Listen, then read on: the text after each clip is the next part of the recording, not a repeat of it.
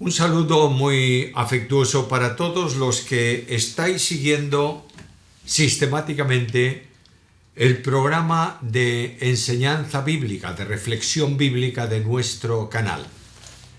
Hemos terminado el repaso a la profecía de Malaquías y vamos a saltar al Nuevo Testamento para dedicarle un tiempo bastante largo a considerar, a comentar, a reflexionar sobre el Sermón de la Montaña. Abrimos para eso la Biblia en el Evangelio según Mateo capítulo 5 y leemos ahí los 6 primeros versículos. Viendo la multitud, subió al monte y sentándose se acercaron a él sus discípulos. Y abriendo su boca les enseñaba diciendo: bienaventurados los pobres en espíritu, porque de ellos es el reino de los cielos. Bienaventurados los afligidos, porque ellos recibirán consolación. Bienaventurados los apacibles, porque ellos recibirán la tierra por heredad. Bienaventurados los que tienen hambre y sed de justicia, porque ellos serán saciados. Esta porción del Sermón de la Montaña nos va a permitir hacer una breve introducción al tema que vamos a tener por delante. Debemos entender con claridad cuándo se produjo el Sermón del Monte, para quienes fue dicho, qué trataba el Señor de hacer comprender a los que le escuchaban. Primeramente, el sermón en sí. La ocasión tuvo lugar en el tiempo de la elección de los 12 apóstoles. En Lucas capítulo 6, versículos 12 al 16, se habla de cómo el Señor escogió a 12 hombres de entre sus muchos discípulos.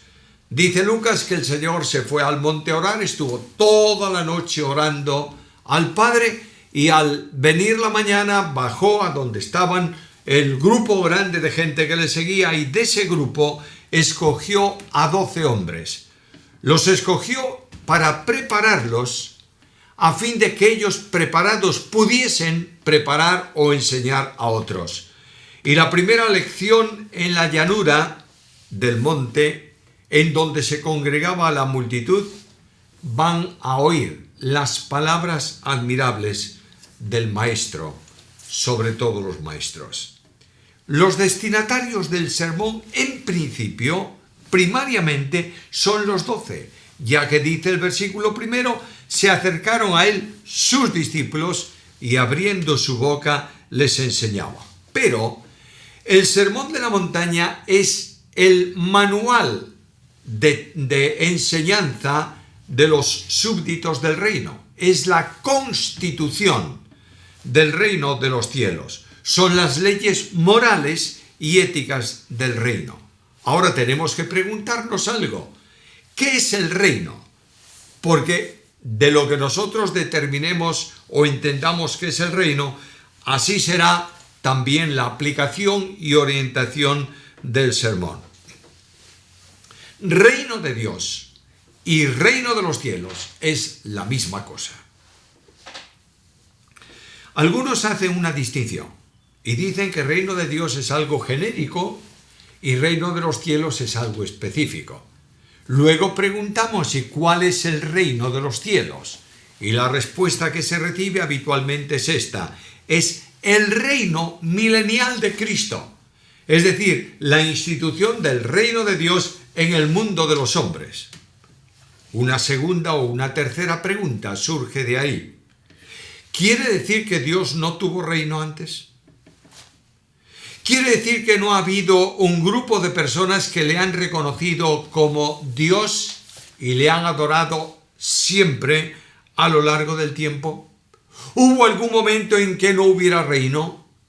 Si reino de los cielos tiene que ver con el milenio, ¿qué es lo que hay de distinto en el reino de Dios a lo largo de la historia, incluyendo el milenio y la proyección futura? Bueno, el término reino de los cielos lo usa en el Nuevo Testamento Mateo. El evangelista Mateo usa ese término por una razón, porque está o corresponde a la formulación, expresión, titulación del reino de Dios que esperaban y que sería instaurado por el Mesías de Israel, enviado del cielo para el reino. Por tanto, el Evangelio, según Mateo, se escribe para responder a una pregunta. Si Jesús es el Mesías, ¿dónde está el reino?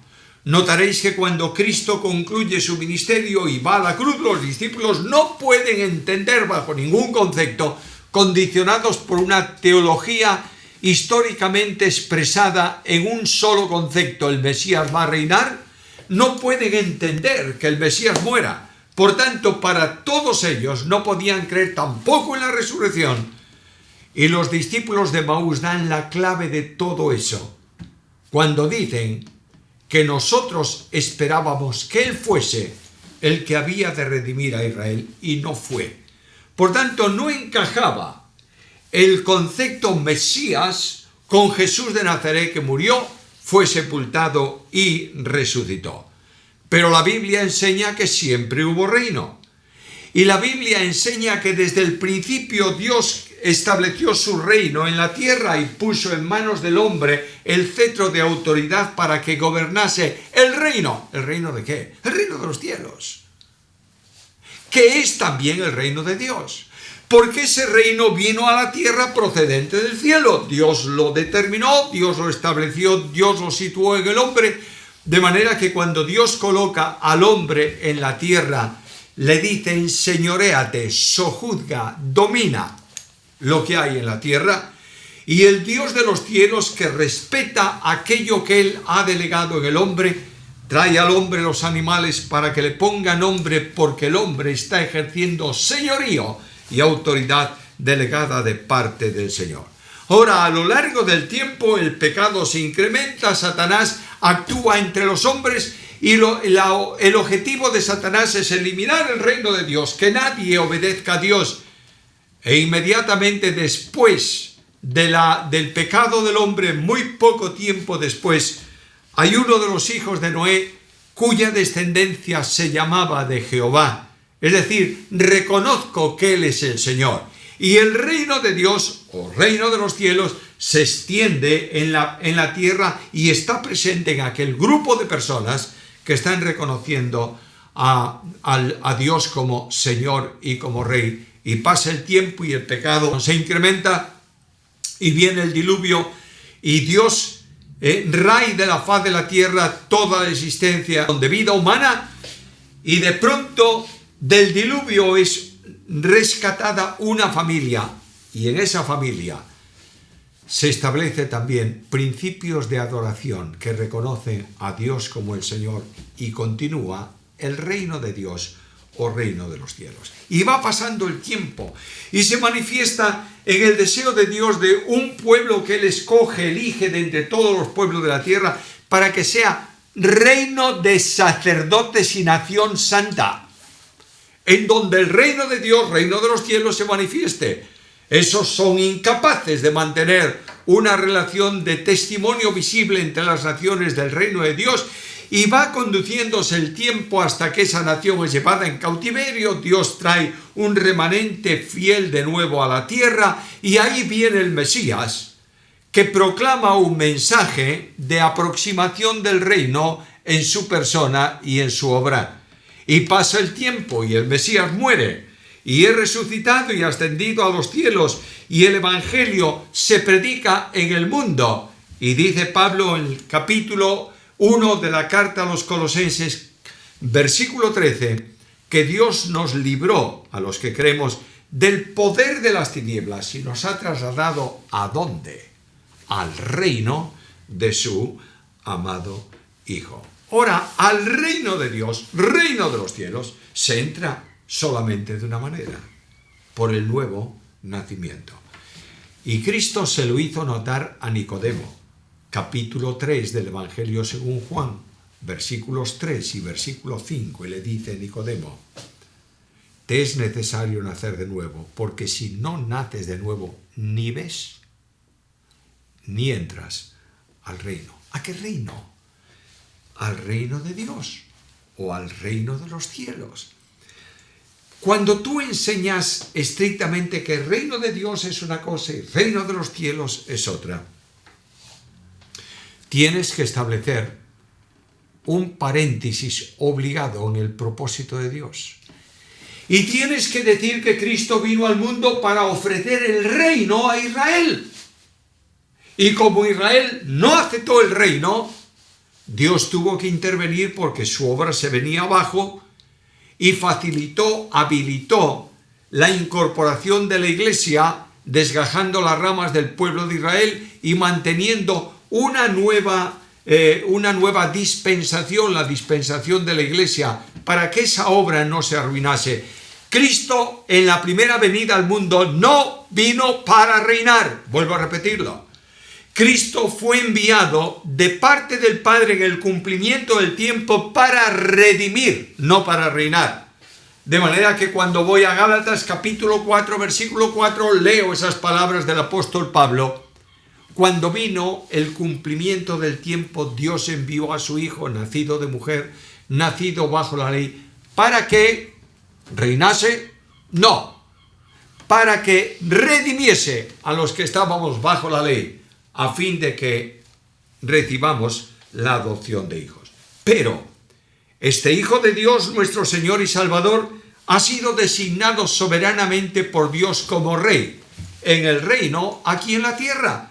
Y en el Salmo 2 se dice: yo he puesto mi Rey sobre Sión, mi monte santo. Y este admirable Señor Jesucristo, nuestro Salvador, va a reinar en la tierra durante 1000 años en un reino literal que se va a manifestar aquí y que cumplirá las promesas de los pactos dados a Israel. Quiero indicar algo concreto. Cristo Jesús, el Rey de Reyes, el Señor de Señores, vendrá en su segunda venida, no para salvar, sino para reinar. Y ahí, al reino milenial de Jesucristo, van a entrar los súbditos de ese reino, que han sido salvos por gracia mediante la fe. Ahora Cristo establece los principios de la ética del reino, el Sermón del Monte, ¿sí o no? Sí. Si el reino comprende hoy a la Iglesia y se manifiesta en la Iglesia, si estas leyes van a regir el reino de Cristo en la tierra durante el milenio, y yo he nacido de nuevo y estoy en el reino, el Sermón del Monte es para mí. Es decir, es un mensaje que Dios da y transmite a la Iglesia. ¿Lo entiendes bien? He leído muchas veces que el Sermón del Monte no es para la Iglesia, que es para Israel, y casi el autor de estas ideas, hay varios, pero uno de ellos decía que perdemos casi el tiempo hablando del Sermón del Monte para la Iglesia porque es para el reino futuro. Y tendríamos que anunciarlo de esta manera. Bueno, dejemos que la gente piense lo que quiera. Pero tú y yo estamos en el reino y esta es la ética del reino.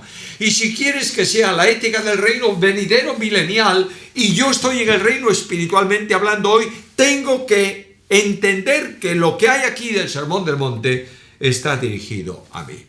Sermón del Monte es un sermón extraño. Porque empieza de una forma muy rara. Y empieza con eso que nosotros llamamos las bienaventuranzas. Bienaventurado es dichoso, es feliz, es gozoso, tiene varias equivalencias. Lo que está diciendo, mira, las enseñanzas para los principios de una vida feliz son estas. Y habla de las bienaventuranzas y nos va dando las condiciones. Primera condición para ser dichoso, versículo 3. Bienaventurados los pobres en espíritu, porque de ellos es el reino de los cielos.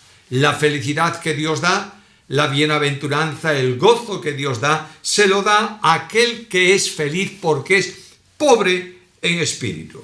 Pobre equivale en este texto, en el texto griego que tenemos del Sermón del Monte, equivale al que no tiene absolutamente nada, al paupérrimo, es decir, al que es pobre de solemnidad, como se dice en algunos lugares. Se usa en la Biblia la misma palabra para referirse a Lázaro cuando le llama mendigo. Había un mendigo, es decir, alguien que no tenía absolutamente nada. Tan poco tenía que comía las migas que caían de la mesa del rico. Y en el Antiguo Testamento, esta persona que es pobre no de espíritu, sino en espíritu, es aquel que no teniendo nada, confía solo en Dios. Escucha el Salmo 34, el versículo 6.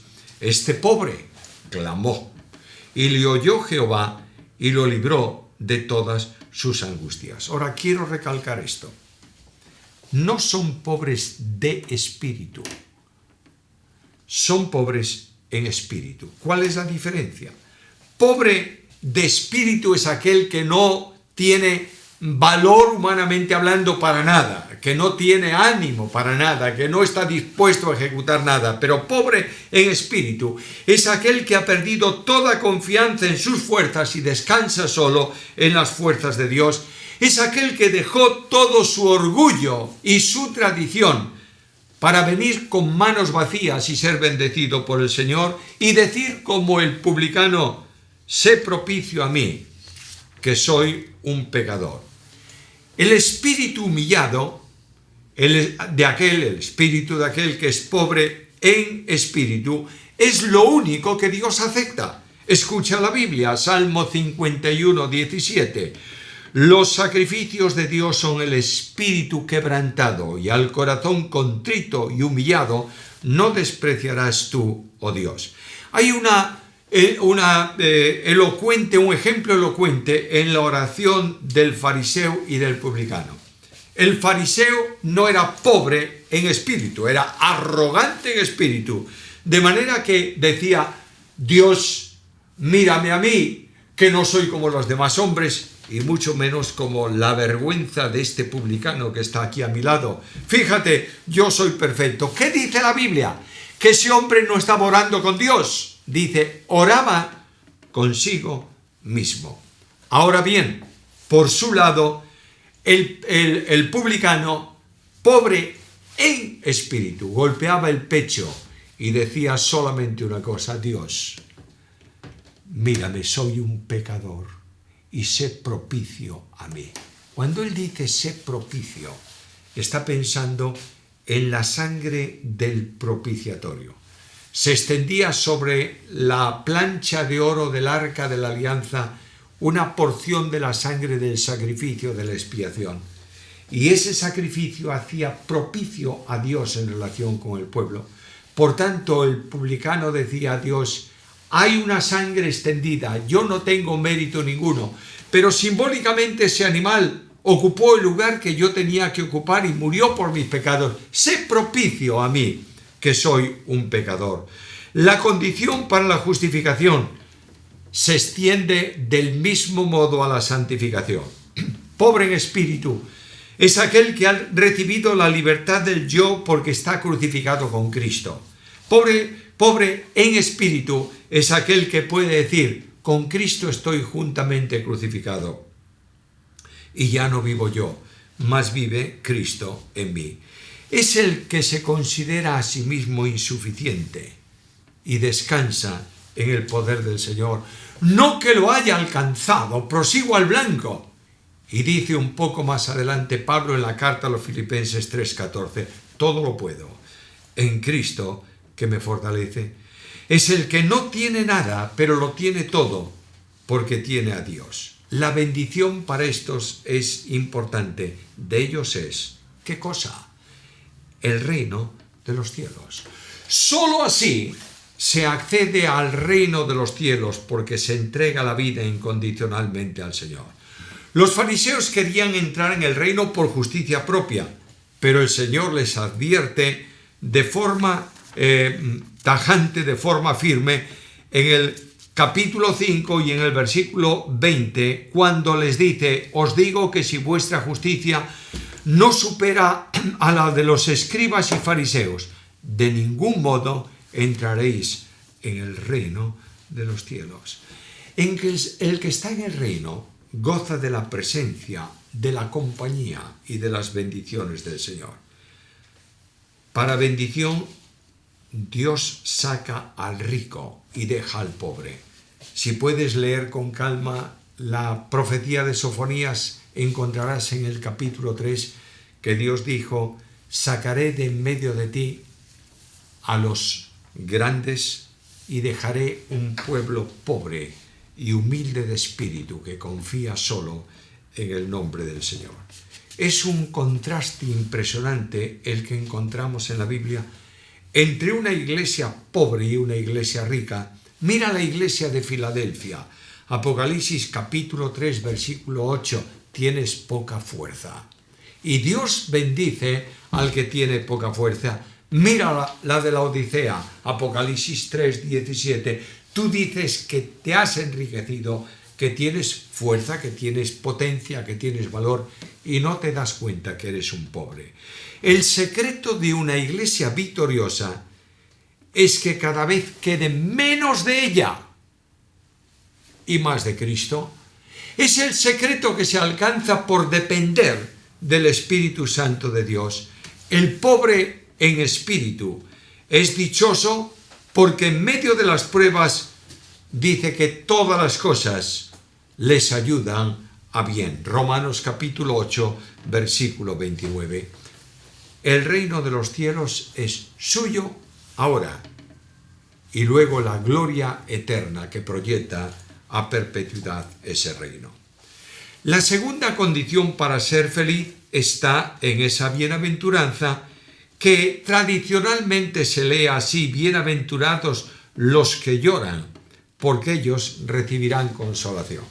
En el texto griego la palabra tiene más bien que alusión al llanto, tiene alusión a la aflicción.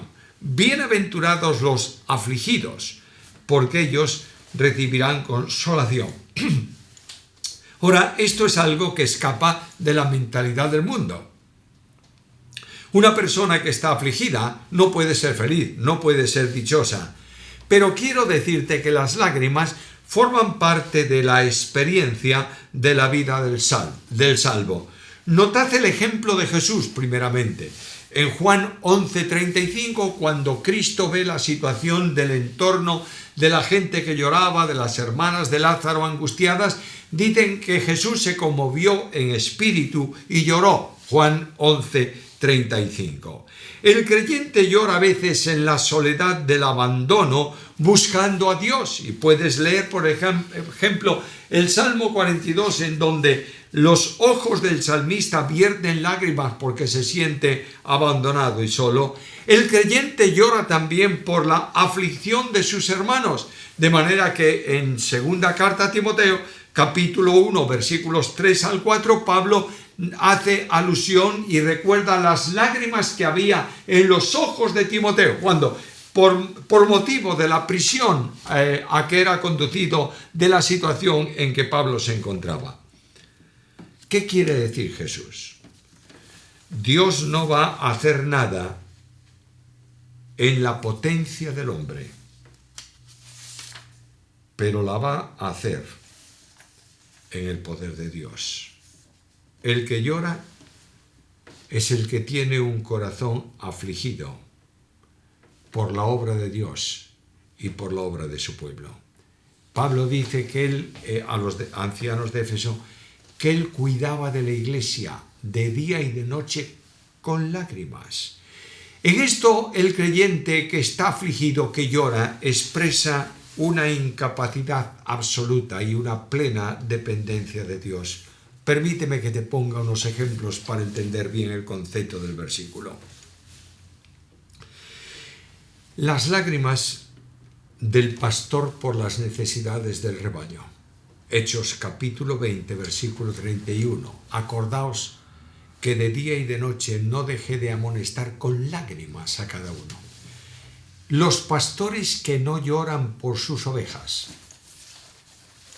derramando su alma en la presencia de Dios, tienen que preguntarse si son auténticos pastores. Y no estoy hablando, queridos amigos y hermanos, de lágrimas auténticas. Hay personas que lloran por nada. Hay un dicho en español que habla de las lágrimas del cocodrilo. Los artistas de cine pueden estar llorando, vertiendo lágrimas reales y no están sintiendo aquello que están expresando. Se han introducido en el papel que le han asignado. Pero el pastor que pastorea el rebaño siente las necesidades del rebaño y se siente afligido, llevando sobre sí las aflicciones del pueblo de Dios. También están las lágrimas por la situación familiar. ¿Recuerdas a aquel hombre que está ahí con su hijo enfermo? El Señor baja del monte de la transfiguración. Los discípulos no pudieron expulsar al demonio de su hijo, etcétera, etcétera. Y el Señor le dice, si crees, porque al que cree todo le es posible. Y el hombre dice que clamó y dijo, Señor, creo, ayuda mi necesidad o ayuda mi fe. Las lágrimas están presentes, la aflicción está presente en el alma del que evangeliza viendo los que se pierden. Y dice el Salmo 126 que irá andando y regando el que lleva la primera, la preciosa, irá andando y llorando el que lleva la preciosa simiente y volverá con alegría recogiendo sus gavillas. Lágrimas también de afecto por lo recibido del Señor. El corazón del creyente es un corazón muy insensible.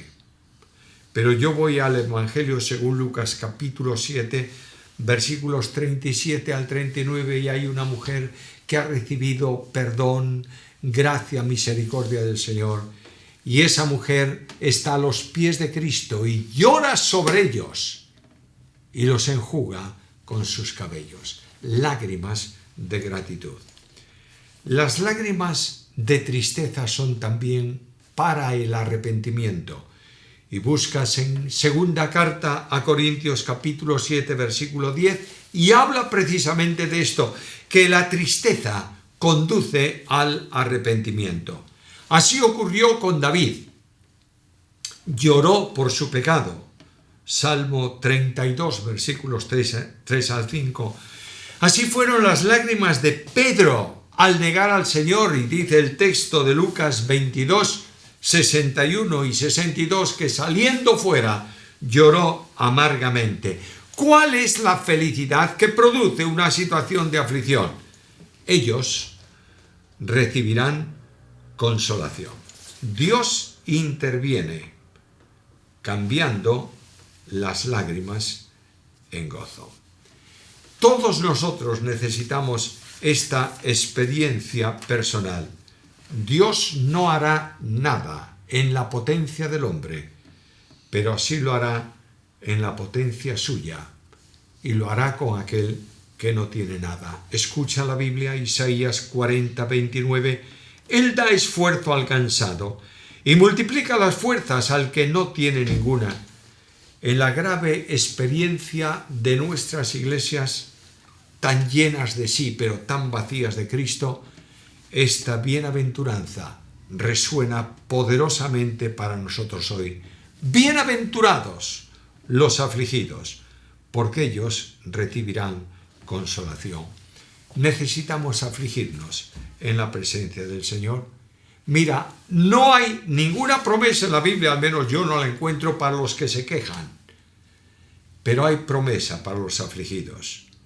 Aquellos que se afligen y lloran por los miembros de la familia que están lejos del Señor, aquellos que lloran por la lejanía de sus hijos que están en el mundo, ajenos a la comunión con Cristo, aquellos que lloran por las necesidades personales, los que lloran por los que se están perdiendo. Es la hora de probar las lágrimas de la aflicción, esperando en Dios. Había o hay una misión que se llamó la misión del Parque Oeste.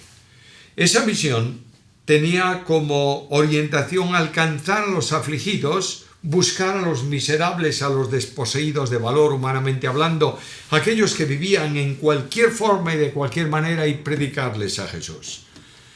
El fundador de esa misión, dice la historia, que cuando encontraba a un hombre o una persona en esas circunstancias, se acercaba a él, lo abrazaba y poco tiempo después estaba llorando literalmente a su lado, y aquello impactaba a aquel hombre y muchos fueron traídos a Cristo. Y de pronto esa misión se extendió, pero no se extendió tanto en los resultados. De manera que un día el fundador de la misión llamó a aquellos que estaban trabajando en ese ministerio y les dijo: quiero orar con vosotros.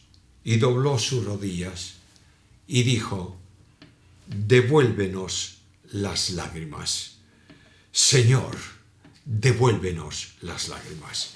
Y cuando esa oración fue respondida por el Señor y comenzaron a sentir en el alma las necesidades de los demás, se cumplió esta bienaventuranza admirable del Señor. Yo quiero desafiaros a un repaso de las dos bienaventuranzas que hemos leído. No hemos profundizado en ella. Es simplemente una reflexión hecha, sustentada en las palabras del texto bíblico. Y el Señor nos va a permitir en su voluntad que sigamos avanzando en el resto de las bienaventuranzas y después continuemos extendiéndonos en la dimensión del capítulo, de los 3 capítulos que contienen el Sermón de la Montaña. Que Dios añada sobre cada uno su bendición.